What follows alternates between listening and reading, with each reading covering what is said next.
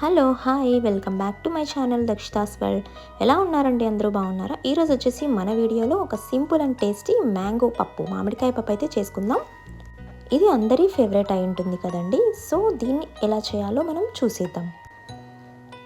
So ఇక్కడైతే నేను ఒక కప్ కందిపప్పు అయితే తీసుకున్నాను. దీన్ని అయితే నీట్గా వాష్ చేసుకొని అదే విధంగా నానబెట్టి పక్కన పెట్టుకోవాలండి. నేనైతే ఇక్కడ ఒక్క పచ్చి మామిడికాయ అయితే తీసుకున్నాను. సో ఇందులో పులుపు ఉన్నవి ఉంటాయి, పులుపు లేనివి ఉంటాయి.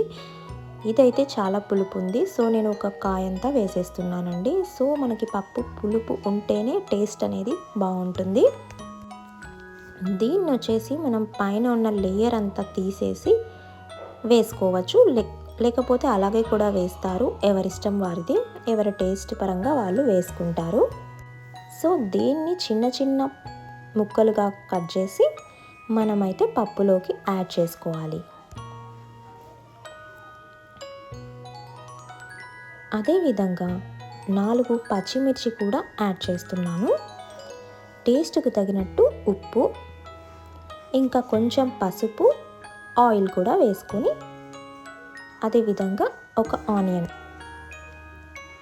దీని తర్వాత అదేవిధంగా ఒక రెమ్మ కరివేపాకు కూడా యాడ్ చేసుకోవాలి.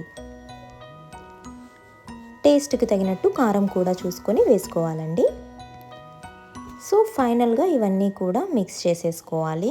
ఇక్కడ పప్పు ఆల్రెడీ నానబెట్టి పెట్టుకున్నాం కాబట్టి తొందరగా ఉడికిపోతుంది.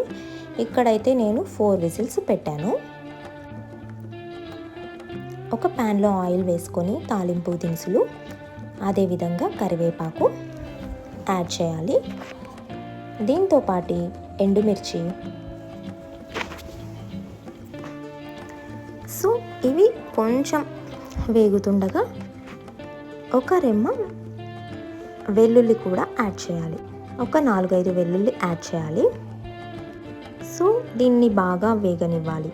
ఈలోపు మనకి ఇక్కడ పప్పు అయితే ఉడికిపోయింది. ఒకసారి చూసుకుందాం. మరీ ఎక్కువ మెత్తగా కాకుండా ఇలాగైతే సరిపోతుంది. సో దీన్ని మంచిగా స్మాష్ చేసేసుకోవాలి. ఇప్పుడు మన దగ్గర ఉన్న ఈ పోపులో ఈ పప్పును అనేది యాడ్ చేసేసుకోవాలి. టేస్ట్కి తగినట్టు ఉప్పు, కారం మళ్ళీ కూడా యాడ్ చేసుకోవచ్చు.